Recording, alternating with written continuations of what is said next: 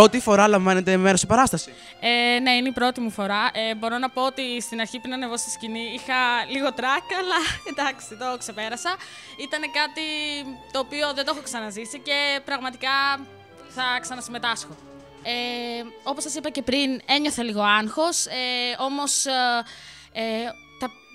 ξέρω ότι τα παιδιά του μουσικού έχουν κάτι σαν παράδοση και συμμετέχουν κάθε χρόνο στο φεστιβάλ θεάτρου και ανεβάζουν καταπληκτικές παραστάσεις, οπότε πίστευα ότι θα πρέπει να κάνω κάτι κι εγώ για να συνεχίσω αυτή την παράδοση και τα καταφέραμε πολύ καλά, πιστεύω, και συγχαρητήρια στα παιδιά και θα ήθελα να τα ευχαριστήσω πολύ. Συναντήσετε δυσκολίες?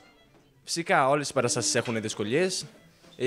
Καταρχάς, είναι τα νέα πρόσωπα που αναγκάζεσαι να συνεργαστείς μαζί τους, πώς θα κάνεις τη μίξη μαζί τους και μετά πώς θα βγει το αποτέλεσμα.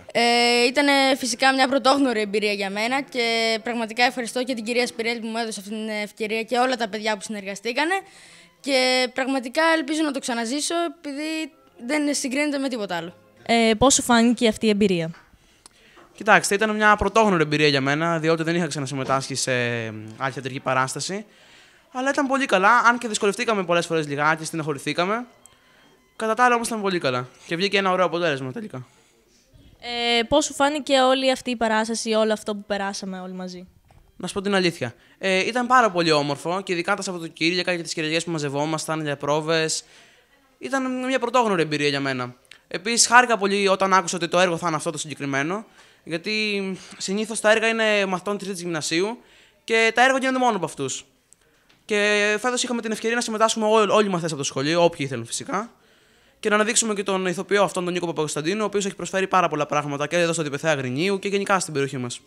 Δεν σου φάνηκε ως ταλαιπωρία όλο αυτό που είπες με τα Σάββατα, τις Κυριακές? Κοιτάξτε, μερικές φορές τον έβρεχε, ήταν λίγο ταλαιπωρία, αλλά χαιρόμουν όμως γιατί ήξερα ότι θα πάω να κάνω κάτι δημιουργικό.